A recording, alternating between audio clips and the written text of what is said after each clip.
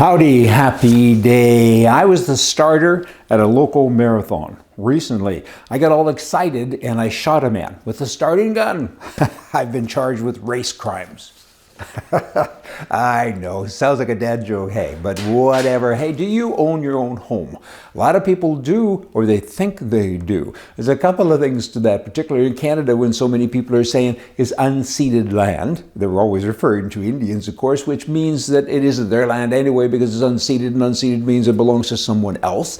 There's that, but once you get past that, there's this whole other issue about government. The government taxes you to live in your home. You got to pay the government to use your home. You need the government's permission to sell the house, basically, and you pay the transfer taxes and all those other things. You need the government's permission to build a fence. You need their permission to build anything inside the house. You need their permission pretty much to do every darn thing, and the government oversees how you use your yard, your house, and the government can take the house from you at any time if they want to. They can just say, gotta go now. Do you own your home? Do you like your government? But just a whole bunch of things there to think about. Foreigners, the left cares about them, and we all should to a degree, and I get it, I got it. But come on, the ones coming here illegally, people in other countries, you know what, I generally side with a lot of the people, like Ukrainians and so on, but we have problems here.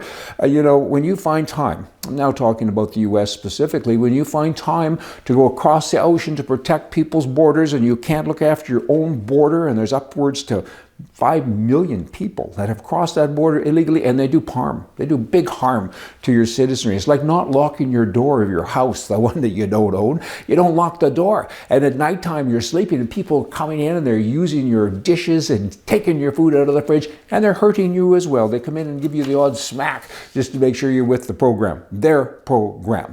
You know what? People that are normal don't take priority.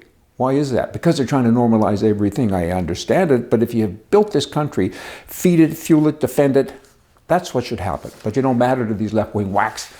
Fix it. Yell. Silent majority, remember? You've been silenced. It's time to talk, and talk aloud. Loud. In Canada, you have Bill C-11. The prime mistake there, I don't know what he is. He's not a real socialist. He's kind of not a communist. He's got his own little thing. We got to come up with a word to describe him. He's now got this new bill, the censorship bill, that has passed the Senate. They forced it through the House of Commons, and all the appointed senators of Trudeau rushed it through the Senate, and they're cracking down now on free expression. You can't talk. Look at me. I'm censored so much. They're going to come and get me soon because I talk. And you're not supposed to talk. They've been working on setting this up for 40 years. His dad started it, and he's finishing it. But again, what is he? At least his dad, we knew what he was. He was a commie, he was this and that. He kind of had his boundary things. This guy, he's just wacko. I mean, he's doing all this stuff, and right there, I'm in trouble now, right? I'm not allowed to have free speech anymore. It's not nice, and he's chasing people out of their country. So many Canadians are leaving, so many want to, and they don't know how. It's scary. And then you have the Premier in Alberta, Smith. She says, hey, you know what? We're going to create our own provincial internet firewall to bypass this federal internet censorship law. Good for her. She's the only one. At least in the US, a lot of governors speak up and say, you're not going to do that. We're not going to let you get away with it. Canada, not so much. It's so refreshing to see Premier Smith jump in there and say, hold on here, not so fast. And I wish she had a little more push, but that will come. She needs to get elected in May, and then she'll push more and harder, and then she'll be the real premier that the people voted for, whereas now it's just her party. So we'll hear lots more of good stuff from her coming up, I'm sure. The Trudeau government, prime mistake government again in Canada, they're now funding sex change surgeries for public service employees who are transgender, and 75 grand per person. I mean, it's like having a car and somebody wants to change it. They want to take the Volkswagen engine and put it into a Cadillac Vice, blah, blah, blah, and he's doing that.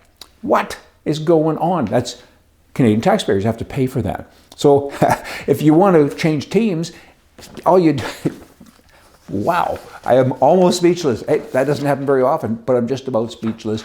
James Cook, big guy in Hawaii. Just last week I was at his memorial. We're out fishing and doing different things there in Hawaii, off the coast of Hawaii. And now I've learned that in Victoria, Canada, they've torn down this statue of him because you know, he took artifacts from Indians and give them back, the Indians are saying.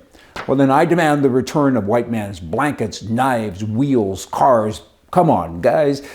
I lost my head. Ooh, everybody should get serious, but I did lose my head because I don't qualify for getting anything back because I'm a white guy.